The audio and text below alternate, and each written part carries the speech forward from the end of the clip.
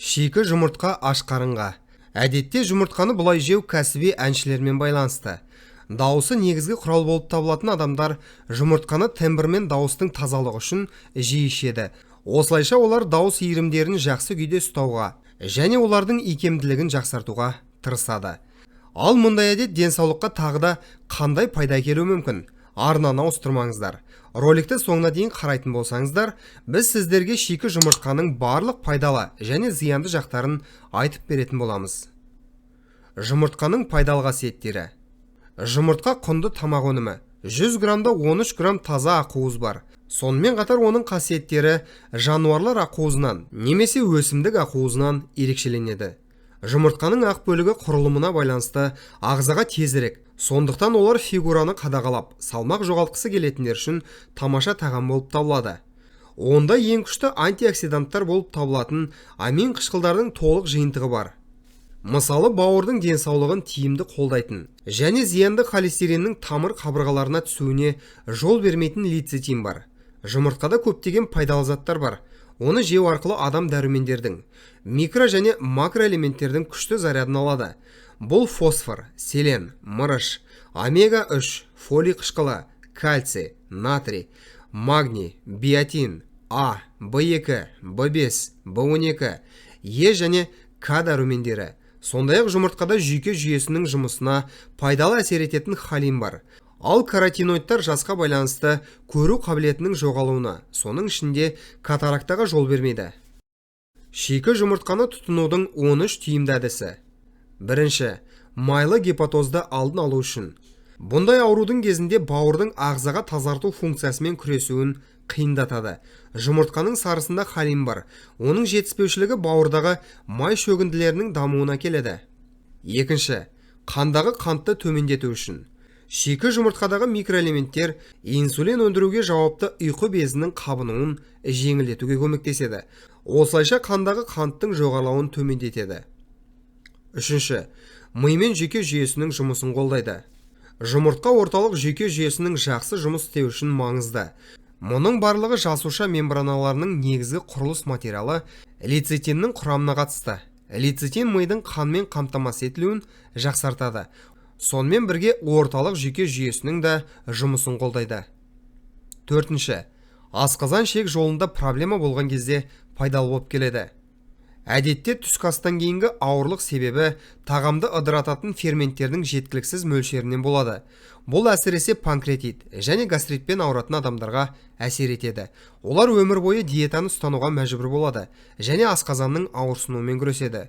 Бұл жағдайда жұмыртқа ерекше, өйткені ақуыз өте жақсы сіңеді. Бұл жасушалардың регенерациясына, қанықтылық сезіміне және асқорту секрециясының қалыпқа келуіне ықпал ететін ферменттер. Шикі ақуыз асқазанның шырышты қабығын өте жақсы жазады. Бұл тағамды одан әрі тұтынуды жеңілдетеді. Ал бұл қабынуды азайтуға және тітіркенген шырышты тыныштандыруға жақсы көмектеседі. Гастритке де тиімді болып келеді. Олар хеликобактер бактериясына қарсы өте жақсы тұрады. Ал ол бактерия өз кезегінде гастритті тудыруы мүмкін. Бұл тіпті асқазан ой жарасы үшін де өте пайдалы болуы мүмкін. Бесінші, ұйқы безіне жақсы көмектеседі. Жұмыртқадағы лецитин заты сонымен қатар холестериннің ыдырауын бақылайды, майлардың тиімді қорытылуына және сіңуіне ықпал етеді. Сонымен бірге ұйқы безінің жақсы жұмыс істеуіне де ықпал етеді. Алтыншы, ішектің жұмысын жақсартады. Шикі жұмыртқада лизоцим бар. Ол іш жүзінде детокс коктейль ретінде әрекет етеді. Ол ішектегі патогенді микрофлораны тиімді түрде бұзады. Біз білетіндей, біздің иммундық жүйеміз ішектің күйіне тікелей байланысты болып табылады. Жасанды пробиотиктерді ішуге болады, немесе ішек микробиомасын қалыпқа келтіру үшін аш қарынға бір шикі жұмыртқаны да ішуге болады. Сондай-ақ шикі жұмыртқалардың тағы бір қабілеті бар. Ол қабыну аймақтарын жоюға және ішек моторикасын қалыпқа келтіруге мүмкіндік береді. Ал диарея кезінде қарапайым дәлелденген құрал көмектеседі.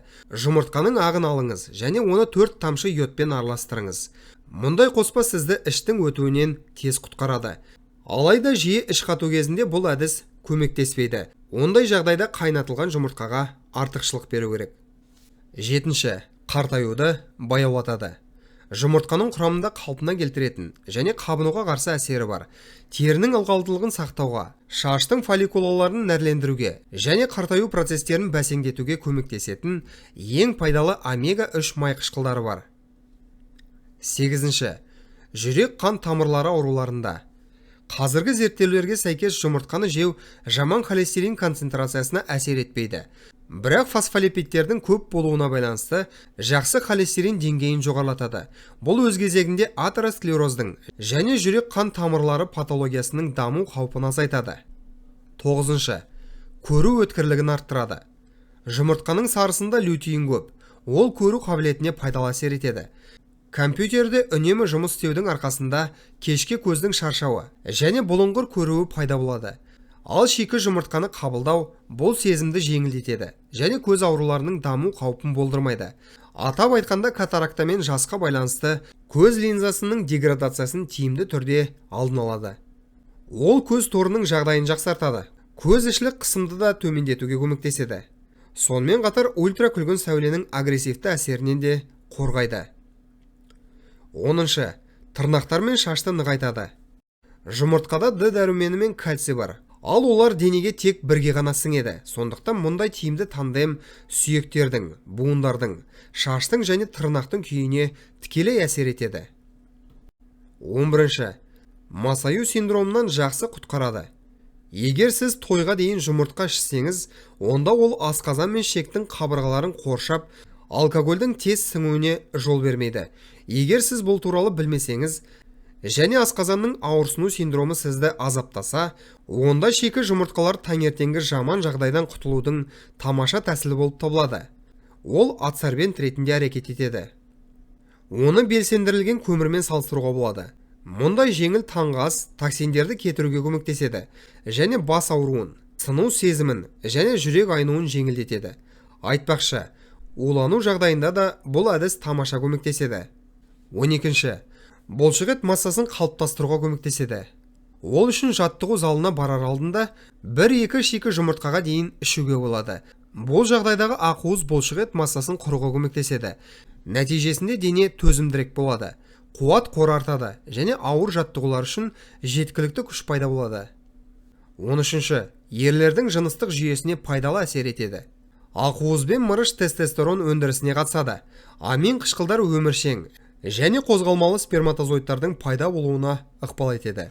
Дәл осы себепті шикі жұмыртқаны жүктілікті жоспарлаған жұптарға диетаға енгізуге ұсынылады. Ал орта жастағы ерлер үшін шикі жұмыртқа өт ағынын жақсартуға және бауырдың жұмысын қалыпқа келтіруге көмектеседі. Бұл өз кезегінде простата денсаулығына пайдалы болып келеді. Ал мұндай әдет сізді простатит пен өт жолдарының ауруларынан жақсы қорғайды. Қарсы көрсеткіштер мен сақтық шаралары. Егер сіз шикі жұмыртқаны ішуді шешсеңіз, сақтық шараларын ұмытпаңыз. Ол үшін қолдан жұмыртқаны сатып алмаңыз және дүкендегі сақтау ережелерінің бұзылмағандығына көз жеткізіңіз. Ешбір жағдайда пісіру үшін жарамдылық мерзімі өткен өнімді алмаңыз және сатып алғаннан кейін жұмыртқаны тұрақты түрде тексеріп отыруды ұмытпаңыз. Қабықтары зақымдалған жұмыртқаларды мүлдем пайдаланбаңыз. Себебі оларға кір немесе бактериялар кірген болуы мүмкін. Ал қандағы холестерин деңгейі жоғары адамдар жұмыртқаның сарысын тұтынуды шектеу керек. Сондай-ақ шикі жұмыртқалар өт тастарына және басқа да ұқсас мәселелер кезінде тыйым салынған. Жұмыртқаның қабығында инфекция қоздырғыштары, сальмонелла тұқымдасының бактериялары және құс тұмауының дамуын тудыратын А вирусы болуы мүмкін. Қауіпсіз тұтыну үшін жұмыртқаны сабынмен немесе содамен жақсылап шайып отыру керек. Есіңізде болсын, өнім неғұрлым жаңа әрі балғын болса, соғұрлым ауырып қалу ықтималдығы аз болады. Дегенмен сақтықта қорлық жоқ. Құрметті көрермендер, осымен бүгінгі шығарылым аяқталды. Роликті соңына дейін көргендерге, сондай-ақ арнамызға тіркелгендерге ерекше алғыс білдіреміз. Бұл бейнені достарыңызбен және жақындарыңызбен бөлісіңіздер. Әрқашан ең пайдалы нәрселерден хабардар болу үшін арнамыздан алыстамаңыздар. Келесі кездескенше аман сау болыңыздар.